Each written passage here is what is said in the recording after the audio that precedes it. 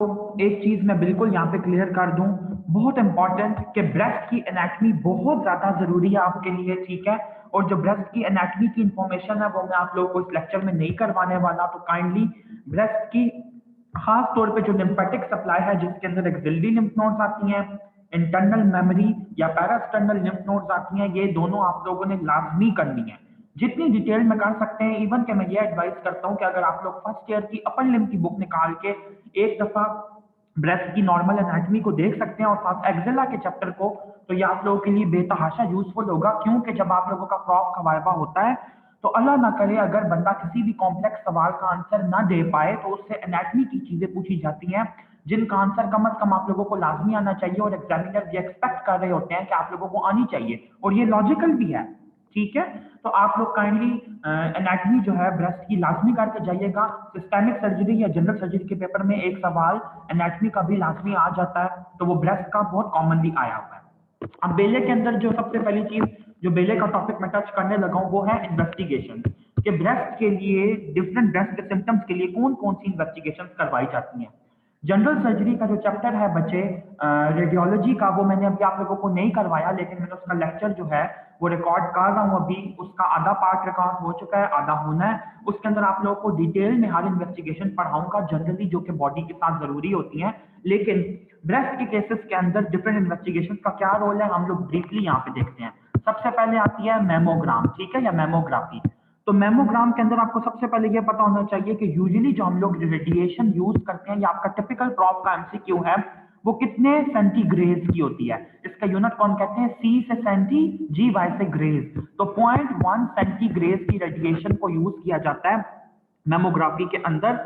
और ये बच्चे बेसिकली होती हैं एक्स रेज, इनको हम कहते हैं, ठीक है, जो कॉमनली ये यूज होती हैं। और बेले ने इसके लिए वर्ड यूज किया है कि low voltage high amperage X rays हैं ये यूजुअली, ठीक है। इसके अलावा दूसरी बात आपको ये पता होना चाहिए कि मेमोग्राफी पे यूजुअली मेजॉरिटी लीजन जो होते हैं ब्रेस्ट के वो डिटेक्ट हो जाते हैं। सिर्फ 5% केसेस ऐसे मेंशन किए गए हैं जिसके अंदर ब्रेस्ट कार्सिनोमा जो होता है वो मिस हो जाता है। मेमोग्राफी की डिफरेंट टाइप्स होती हैं, जैसे आजकल डिजिटल मेमोग्राफी भी आ चुकी है और टोमो मोमोग्राफी भी आ चुकी है, और वो ज्यादा सेंसिटिव है।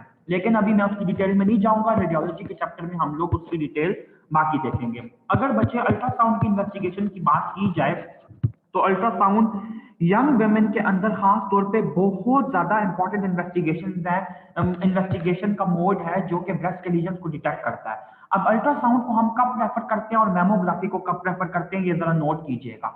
पहली बात तो यह है कि मेमोग्राफी यूजुअली उनके अंदर करवाई जाती है जो कि 40 प्लस हो जाते हैं, ठीक है। मैं इस बात को यहाँ पे नोट करवा दूं, 40 प्लस ईयर की एज के अंदर एनुअल स्क्रीनिंग जो होती है या जो 5 ईयर एनुअल स्क्रीनिंग होती है वो इंडिकेट की जाती है और उसके लिए हम लोग मेमोग्राफी को यूज करते हैं। अल्ट्रासाउंड यूजुअली हम लोग यंग पेशेंट्स में भी करवा सकते हैं।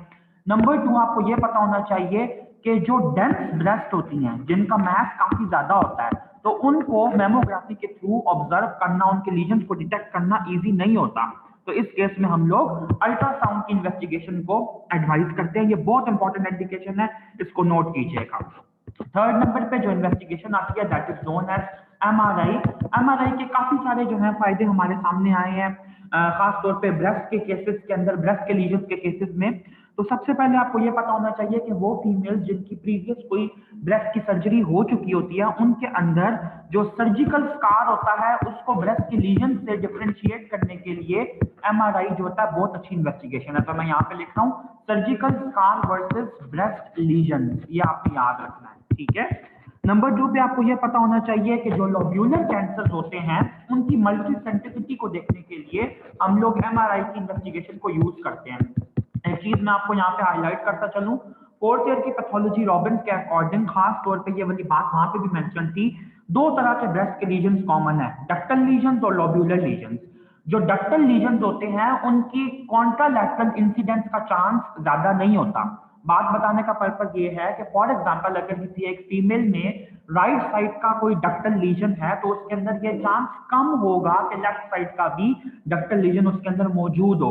लेकिन अगर एक फीमेल को राइट साइड का कोई लोब्यूलर लीजन है ब्रेस्ट का, तो हमें उसकी मल्टी सेंट्रिसिटी यानी कि मल्टीपल साइड्स को ऑब्जर्व करना होगा उसी ब्रेस्ट के अंदर भी और कॉन्ट्रालैटरल ब्रेस्ट के अंदर भी, कि कहीं वहां पे भी तो लीजन नहीं मौजूद, क्योंकि जो लोब्यूलर डिजीजेस हैं ब्रेस्ट की उनका कॉन्ट्रालैटरल इंसिडेंस ज्यादा है compare to the diseases of ductal origin. ठीक है, ये आपने इंपॉर्टेंट बात याद रखनी है।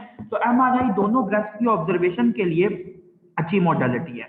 इसके अलावा आपको यह पता होना चाहिए कि एमआरआई जो है वो बेस्ट इमेजिंग मॉडलिटी है उन फीमेल्स के अंदर जिनके अंदर इम्प्लांट्स मौजूद होते हैं ब्रेस्ट के अंदर। ठीक है, इसके लिए ये बहुत अच्छी है। इसके अलावा हाई रिस्क फीमेल्स के अंदर स्क्रीनिंग टेस्ट के तौर पे ये यूज होता है, ये इसकी बहुत कॉमन इंडिकेशन है। ये 4 इंपॉर्टेंट यूजेस जो एमआरआई से रिलेटेड हैं, ये आप लोगों को लाजमी आनी चाहिए।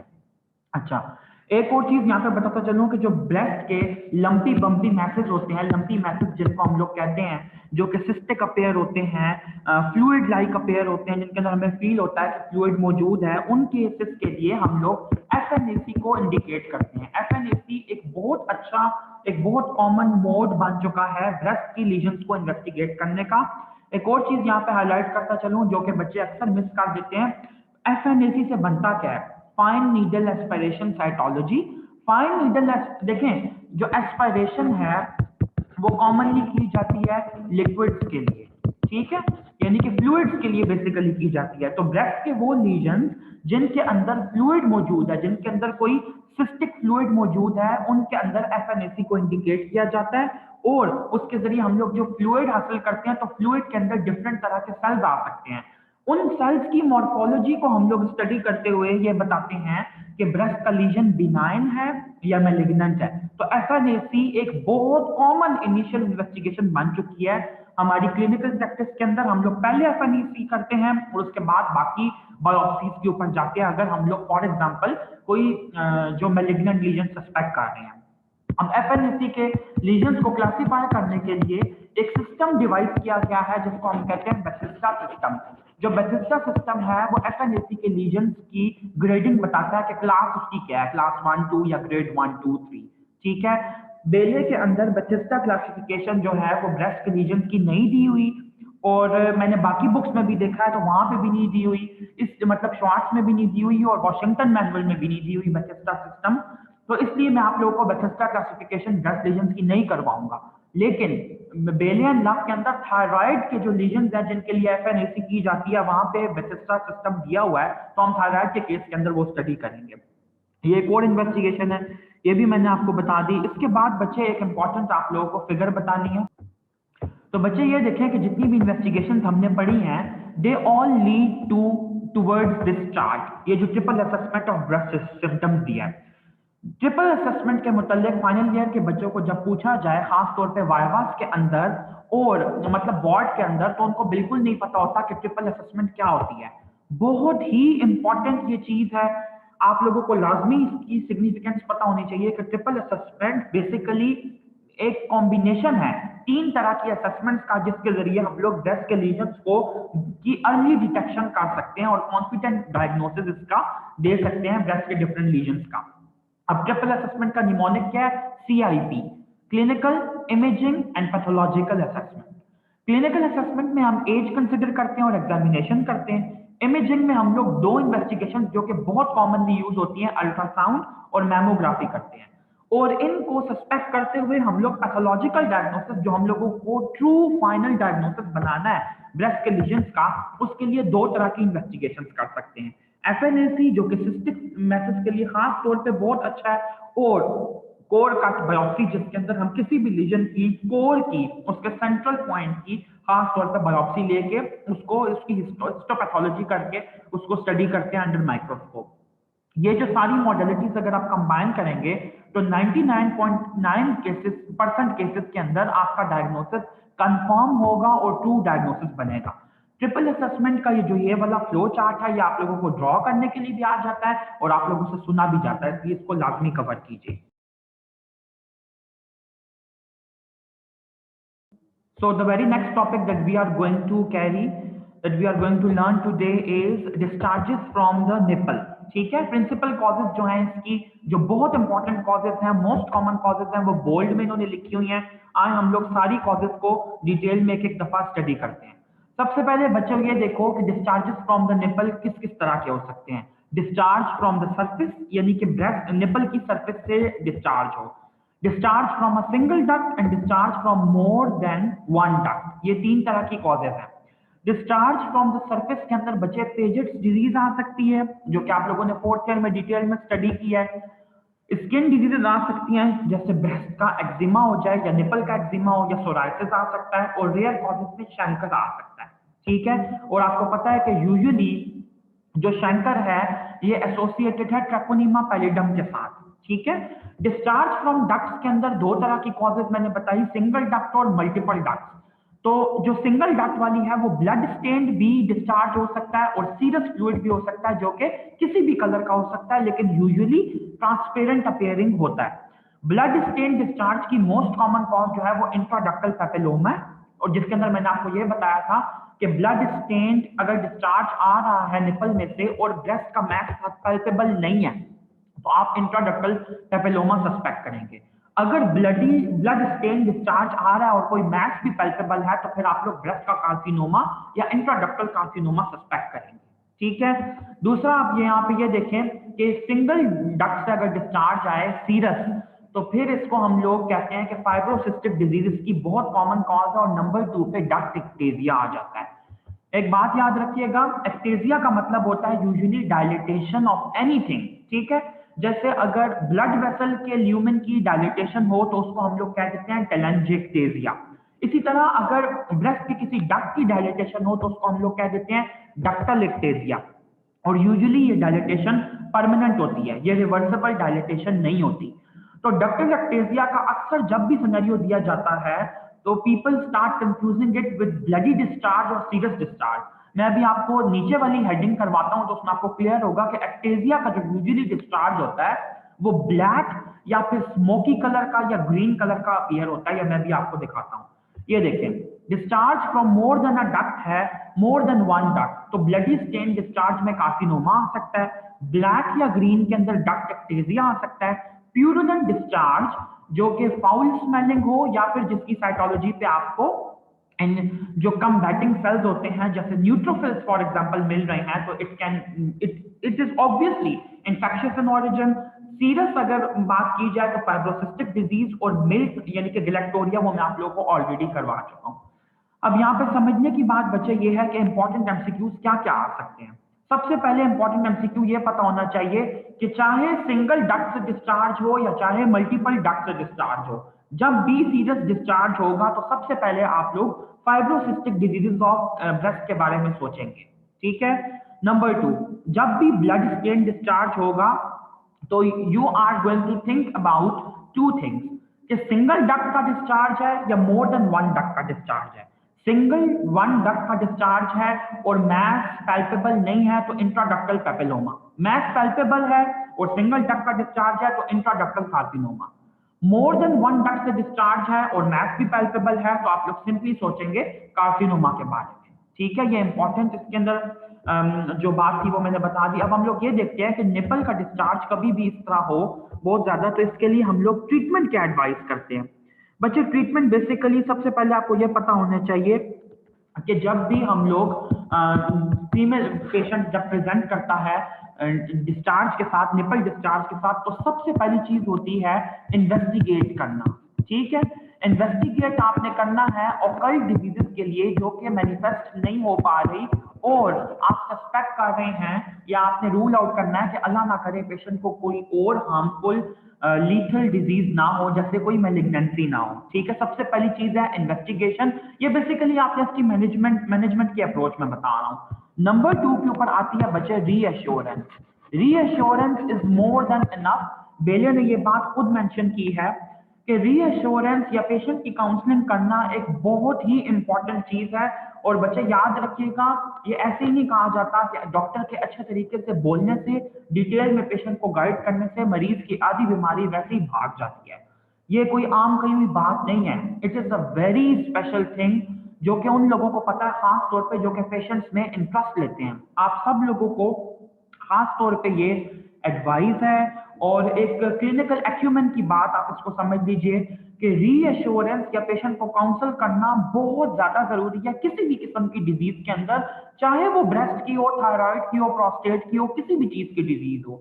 Reassurance is the key to practice a good clinical skill, ठीक है, ये आपने याद रखना है। अब रीएश्योरेंस के मुताबिक बच्चे ये है कि बहुत सारे निपल डिस्चार्जेस ऐसे होते हैं जो कि हार्मोनल इम्बैलेंसेस की वजह से हो सकते हैं, या फिर आप ये देखें कि जैसे मैंने आपको फिजियोलॉजिकल कॉजेज में बताया, निपल स्टिमुलेशन की वजह से भी हो सकते हैं।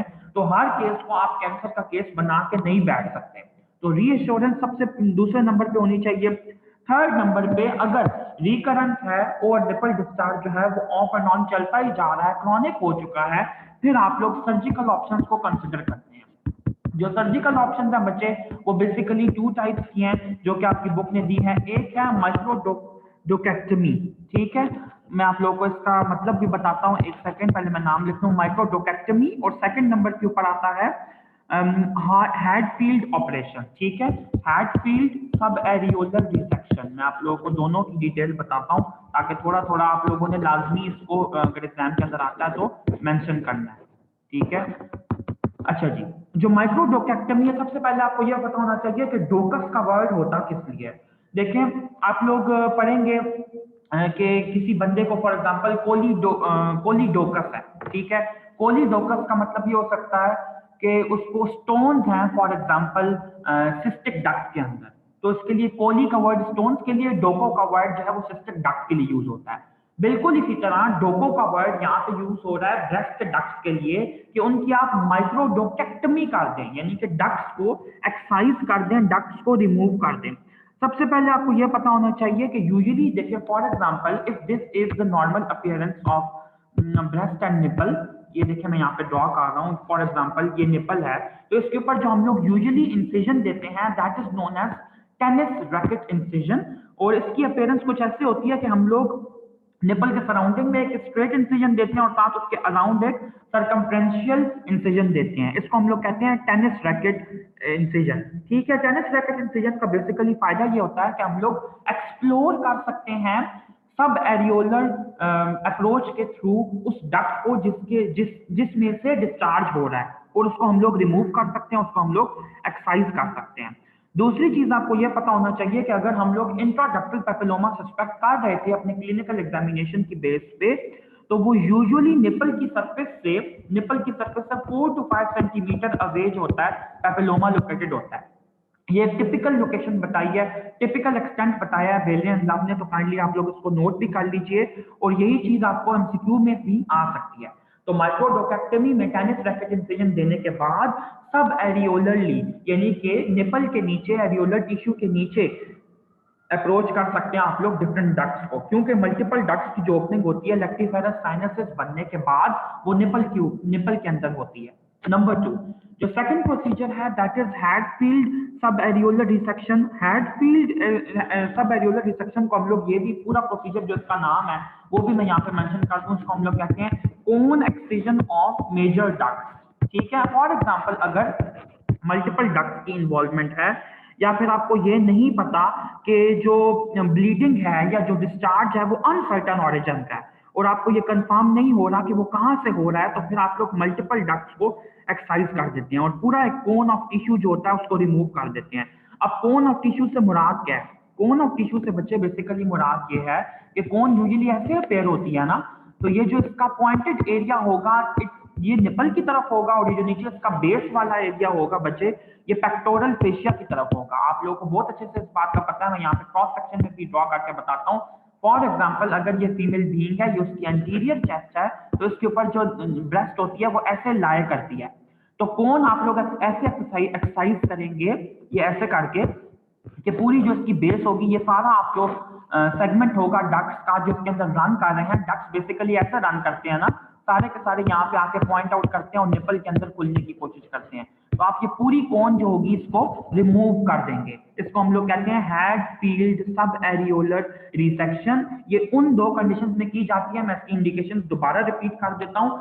जब डिस्चार्ज या ब्लीडिंग अनसर्टन ऑरिजिन की हो, या नंबर 2 जब मल्टीपल डक्ट्स की इन्वॉल्वमेंट हो। सो बच्चे अब हम लोग आगे मूव ऑन करते हैं। जो मेस्टाइटिस का केस है बच्चे, that is very simple to treat, ठीक है। मैं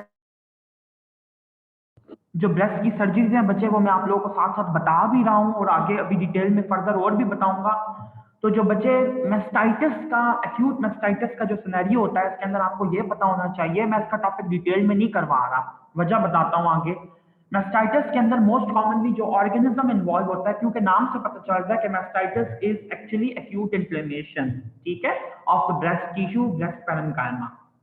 तो स्टेफिलोकोकस ऑरियस जो है वो बहुत एक इंपॉर्टेंट कल्प्रिट है ये कॉज करवाने के लिए।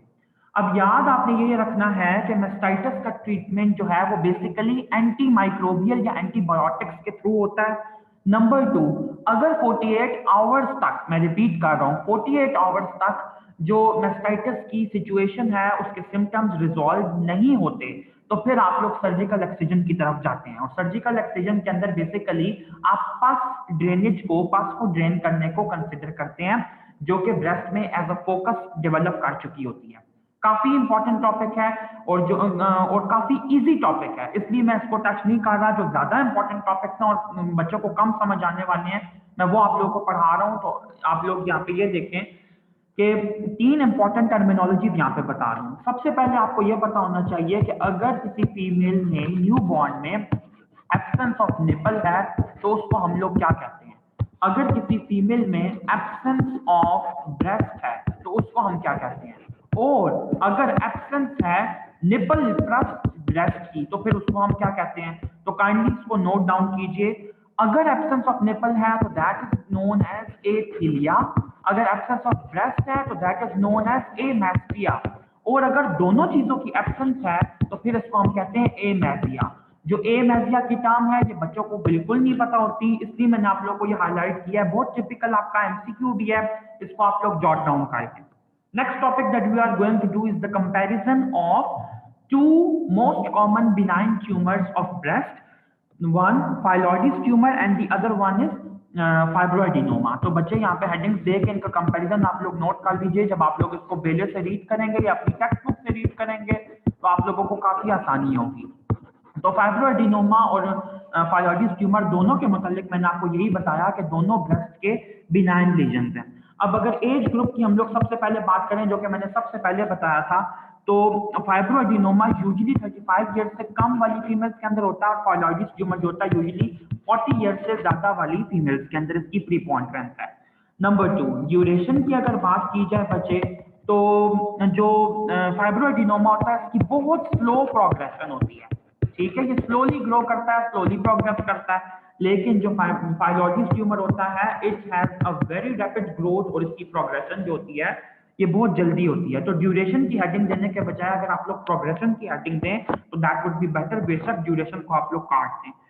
नंबर टू, अगर नंबर थ्री, रिकरेंस की अगर बात की जाए तो फाइलोइडिस ट्यूमर जो होता है इसकी रिकरेंस ज्यादा कॉमन है, जबकि फाइब्रोएडिनोमा जो है it is a less commonly occurring recurrent tumour, ठीक है।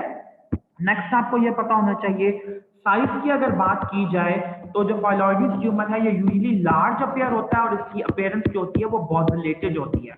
बॉजुलेटेड अपेयरेंस से क्या मुराद है, यानी कि फॉर एग्जांपल अगर एक लीजन है स्मूथ सा, राउंड सा, फाइब्रोएडिनोमा बिल्कुल ऐसा होता है, तो फाइलोइडिस ट्यूमर के ऑपोजिट बिल्कुल ऐसा रफ सा अपेयर होगा। इसको हम लोग कहते हैं बॉजुलेटेड रफ अपेयरेंस, जिसके अंदर सरफेस प्रोट्रूड करती है किसी जगह पे और मेजॉरिटी जगहों पे प्रोट्रूड करती है और कुछ जगहों पे डिप्रेस्ड होती है। जबकि फाइब्रोएडिनोमा कंपैरेटिवली स्मॉलर होता है साइज के अंदर। एक बहुत इंपॉर्टेंट एमसीक्यू आपको ये भी आना चाहिए कि फाइब्रोएडिनोमा का साइज अगर 5 सेंटीमीटर से ज्यादा हो जाए तो फिर उसको हम लोग फाइब्रोएडिनोमा 5 सेंटीमीटर को सिंपली फाइब्रोएडिनोमा नहीं कहते, बल्कि उसको हम लोग जायंट फाइब्रोएडिनोमा कहते हैं, ठीक है, या मोल ऑफ द ब्रेस्ट भी कहते हैं। Mole of the breast commonly हम फाइब्रोएडिनोमा को कहते हैं और 5 सेंटीमीटर से ज्यादा साइज हो जाए तो जायंट फाइब्रोएडिनोमा कहते हैं। नेक्स्ट डिफरेंसेस आपको जो पता होने चाहिए, एक सेकेंड जी। नेक्स्ट डिफरेंसेस बच्चे फर्दर ये देखिए कि जो फाइलोइडिस ट्यूमर होता है ये यूजुअली मेमोग्राफी पे राउंड डेंसिटी के तौर पे अपेयर होता है। मेमोग्राफी की बात कर रहा हूँ मैं, इसकी ग्रॉस अपेयरेंस की बात नहीं कर रहा। जो मैंने इसका साइज और ग्रॉस अपेयरेंस बताई थी उसके अंदर मैंने बताया था बॉजुलेटेड अपेयरेंस। लेकिन मेमोग्राफी के ऊपर जो दोनों लीजन्स हैं बच्चे ये यूजुअली राउंड डेंसिटीज की फॉर्म में अपेयर होते हैं, ये दोनों लीजन की मैं बात कर रहा हूँ, ठीक है। और जो इनके बॉर्डर्स होते हैं वो भी स्मूथ तरह से अपेयर होने की कोशिश करते हैं, लेकिन फाइलॉइडीज में लेस कॉमनली स्मूथ होते हैं, लेस कॉमन। अल्ट्रासाउंड की अगर बात की जाए तो बच्चे जो सिस्टिक स्पेसेस होती हैं वो प्रेजेंट भी हो सकती हैं दोनों में और एब्सेंट भी हो सकती हैं, दोनों का कॉमन फीचर है। उसके बाद अगर साइटोलॉजी की बात की जाए तो ये जो होता है बच्चे ज़्यादा सेलुलर होता है, जो फाइलॉइडीज ट्यूमर है ये ज़्यादा सेलुलर होता है। अच्छा, एक बात आपने और याद रखनी है कि फाइलॉइडीज ट्यूमर का तो मैंने आपको ये बताया ना कि ये बिनाइन भी हो सकता है, ये बॉर्डर लाइन भी हो सकता है, ये मैलिग्नेंट भी हो सकता है, जबकि फाइब्रोएडिनोमा तो सिर्फ और सिर्फ बिनाइन ही है। तो फिर फाइलॉइडीज ट्यूमर के अंदर आपने ये याद रखना है कि depending upon the underline histological character of the tumour, चाहे वो बिनाइन है या बॉर्डर लाइन है या मैलिग्नेंट है, उस हिसाब से सेलुलरिटी होगी। अगर वो मैलिग्नेंट होगा तो सेलुलरिटी बहुत ज्यादा होगी, ठीक है।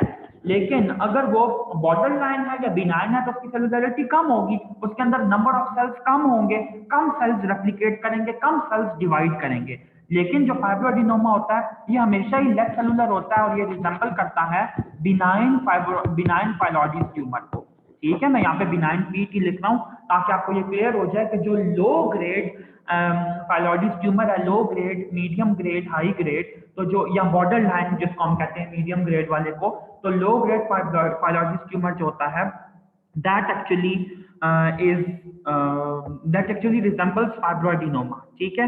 ये इंपॉर्टेंट बात आपने याद रखनी है। उसके बाद बच्चे अगर हम लोग इसके इंपॉर्टेंट सर्जिकल ट्रीटमेंट की बात करें तो सर्जिकल ट्रीटमेंट में यूजुअली ये है कि दोनों ट्यूमर्स को आप लोगों को रिमूव करना है if they are causing symptoms या फिर वो प्रोग्रेसिवली साइज में अगर इंक्रीज कर रहे हैं, ठीक है।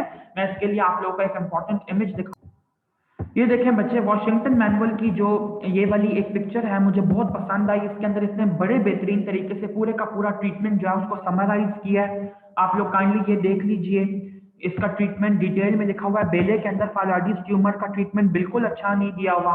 तो ट्रीटमेंट बेसिकली है वाइड लोकल एक्सिजन, ठीक है।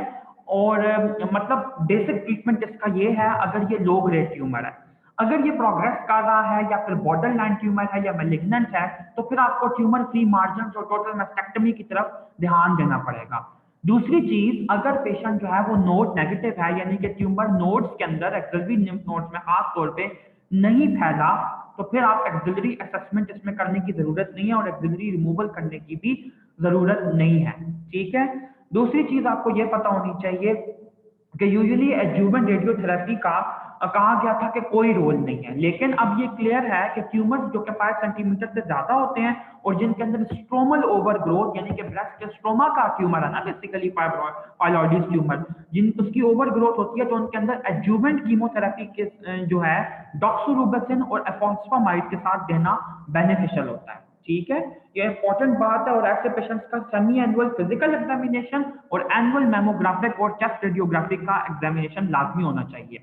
तो आप ये देखेंगे कितनी अच्छी तरीके से इसने मैनेजमेंट ये दे दिया, बड़ी खूबसूरत। इसको अब आपने याद रखना है। सबसे पहले आपने हेडिंग देनी है कि वाइड लोकल एक्सिजन कंसिडर करते हैं।